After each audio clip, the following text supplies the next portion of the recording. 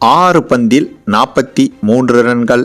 ஆஸ்திரேலியாவுக்கு எதிராக சற்று முன் உலக சாதனை பேட்டிங்கை வெளிப்படுத்திய தமிழக வீரர் சாய் சுதர்சன் மிரண்டு போன ஒட்டுமொத்த கிரிக்கெட் ரசிகர்கள்.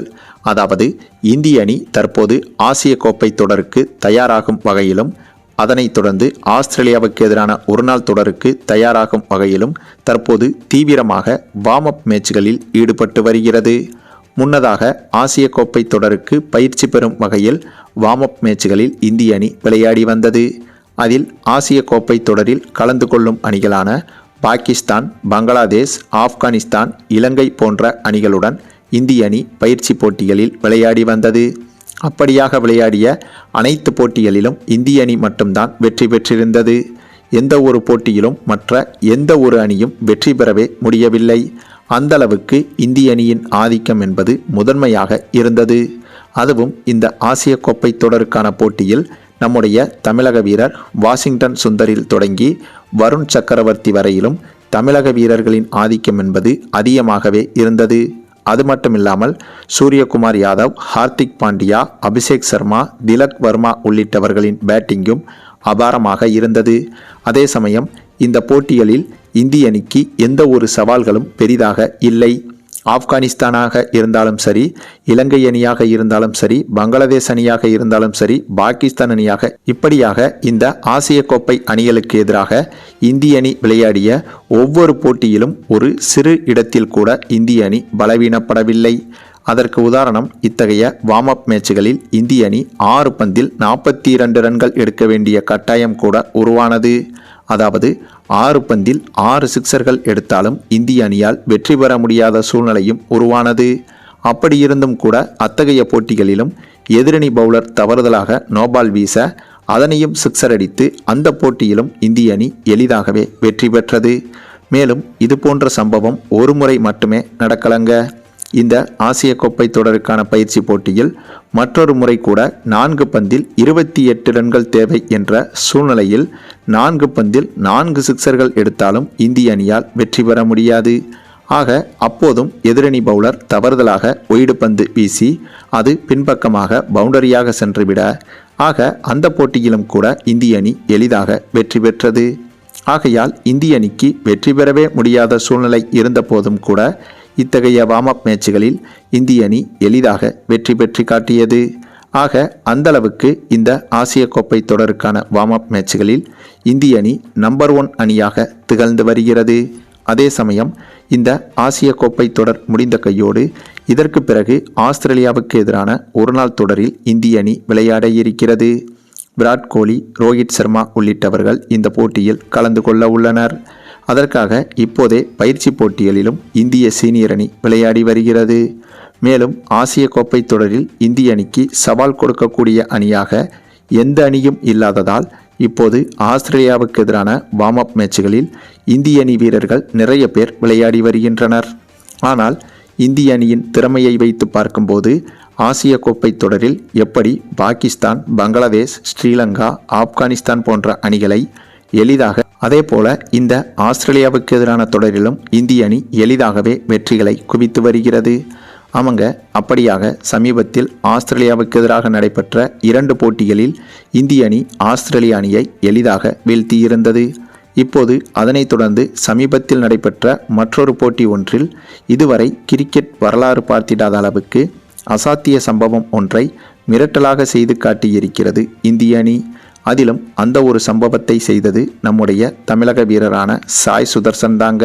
ஏனென்றால் இந்த ஆஸ்திரேலியாவுக்கு எதிரான வார்ம் அப் மேட்ச் தொடங்கி முதலில் பேட்டிங் செய்த ஆஸ்திரேலிய அணி அதிரடியாக விளையாடி 50 ஓவர்கள் முடிவில் 9 விக்கெட் இழப்புக்கு 421 ரன்கள் வரை எடுத்துவிட்டது. ஆகவே 421 ரன்கள் என்பது மிகப்பெரிய இலக்கு என்பதில் எந்த சந்தேகமும் கிடையாது.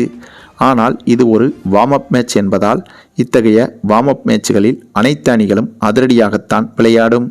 அந்த வரிசையில் இந்த 421 ரன்களை சேசிங் செய்ய இந்த போட்டியில் களமிறங்கிய இந்திய அணியில் ஓப்பனிங்கில் சாய் சுதர்சனும் ரோஹித் சர்மாவும் களமிறங்கியிருந்தனர். அதிலும் பேட்டிங் ஸ்ட்ரைக்கில் சாய் சுதர்சன் தான் முதல் ஓவரை எதிர்கொண்டார். அப்போது அந்த முதல் ஓவரை சீன் அபாட் என்ற ஆஸ்திரேலியா பவுலர் வீச அப்போது இது ஒரு வரலாற்று சம்பவமாக மாறப்போகிறது என்று பலரும் அறிந்திருக்க மாட்டார்கள்.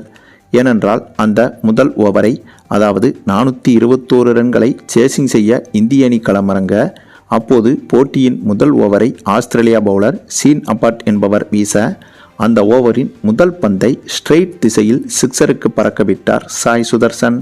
வழக்கமாக இது போன்ற போட்டியின் முதல் பந்தில் சிக்ஸர் அடிப்பதில் வீரேந்தர் சேவாக் மட்டும்தான் கைதேர்ந்தவர். இப்போது அவருக்கு பிறகு சாய் சுதர்சன் போட்டியின் முதல் பந்தை சிக்ஸருக்கு அனுப்பி வீரேந்தர் சேவாக்கிற்கே சவால் விடும்படி மாறியிருந்தார். அதன் பிறகு அந்த முதல் ஓவரின் 2வது பந்து, 3வது பந்து, 4வது பந்து என அடுத்தடுத்து ஒவ்வொரு பந்தையும் ஈவு இரக்கமே இல்லாமல் தொடர்ச்சியாக சிக்ஸருக்கு பறக்க விட்டு கொண்டே இருந்தார் சாய் சுதர்சன். பின்னர் அந்த ஓவரின் 5வது பந்தை பதட்டத்தில் நோபாலாக ஆஸ்திரேலியா பவுலர் வீச, அந்த பந்தையும் பின்பக்கமாக சிக்ஸருக்கு அனுப்பியிருந்தார் சாய் சுதர்சன். அதனைத் தொடர்ந்து அந்த ஓவரின் கடைசி பந்து ஃப்ரீ ஹிட்டாக வீச, அதையும் லாங்கான் திசையில் சிக்ஸருக்கு பறக்கவிட்டு சரித்திர உலக சாதனையை செய்து காட்டியிருந்தார் சாய் சுதர்சன். ஒரு 50 ஓவர் போட்டியில், அதுவும் ஆஸ்திரேலியா அணிக்கு எதிராக போட்டியின் முதல் ஓவரில் அனைத்து பந்துகளையும் சிக்ஸருக்கு அனுப்பியது மட்டுமில்லாமல் இடையே போடப்பட்ட நோபாலையும் சிக்ஸருக்கு அனுப்பி மொத்தமாக போட்டியின் முதல் ஓவரில் 43 ரன்களை விளாசி இந்த ஒட்டுமொத்த கிரிக்கெட் வரலாற்றையும் தலைகீழாக புரட்டி போடும் அளவுக்கு மிரட்டலான பேட்டிங்கை வெளிப்படுத்தியிருந்தார் நம்முடைய தமிழக வீரர் சாய் சுதர்சன். ஆக இந்த முதல் ஓவரிலேயே தெரிந்துவிட்டது இந்த போட்டியில் இந்திய அணியின் வெற்றி என்பது உறுதி என்று. அதன் பின்பு எதிர்பார்த்தது போலவே ஆஸ்திரேலிய அணி நிர்ணயித்த 421 ரன்களை இந்திய அணி வெறும் 43 ஓவர்களிலேயே 43 ஓவர்களிலேயே சேசிங் செய்து எளிதாக வெற்றி பெற்றது. அந்தளவுக்கு இந்த போட்டியில் ஓப்பனிங் இறங்கிய சாய் சுதர்சனின் அதிரடியில் தொடங்கி கடைசியாக களமிறங்கிய KL ராகுல் வரையிலும் அனைவருமே சூப்பராக அதிரடியாக விளையாடி இந்த போட்டியில் இந்திய அணிக்கு வெற்றியை பெற்றுக் கொடுத்தனர். அது மட்டுமில்லாமல் ஏற்கனவே நடந்து முடிந்த IPL தொடரிலும் சிறப்பாக விளையாடி வந்த சாய் சுதர்சன் அண்மையில் இந்திய அணிக்காக இங்கிலாந்து தொடரில் களமிறங்கி ஆரம்பத்தில் சொதப்பினாலும் கடைசி போட்டிகளில் சிறப்பாக விளையாடி இவரது ஃபார்மை தக்க வைத்திருந்தார். இப்போது IPLலில் காட்டிய அதிரடி போலவே இந்த ஆஸ்திரேலியாவுக்கு எதிரான தொடரிலும் அதே அதிரடியை காட்டி இந்திய அணிக்கு மிரட்டலான வெற்றியை பெற்றுக் கொடுத்திருக்கிறார் சாய் சுதர்சன். அதுவும் இந்த போட்டியில் வெறும் 51 பந்துகளில் 147 ரன்கள் வரை தனி ஆளாக இவர் மட்டுமே எடுத்திருந்தார் என்பதும் குறிப்பிடத்தக்கது. சரி, நீங்கள் சொல்லுங்கள், சாய் சுதர்சனின் இத்தகைய மிரட்டலான அதிரடி ஆட்டத்தை பற்றி நீங்கள் என்ன நினைக்கிறீங்கன்னு உங்களுடைய கருத்துக்களையும் கமெண்டில் தெரிவிங்க. மேலும் இந்த வீடியோ பிடிச்சிருந்தா லைக் பண்ணுங்கள், மற்ற அனைவருக்கும் ஷேர் பண்ணுங்கள். மறக்காமல் நம்ம சேனலை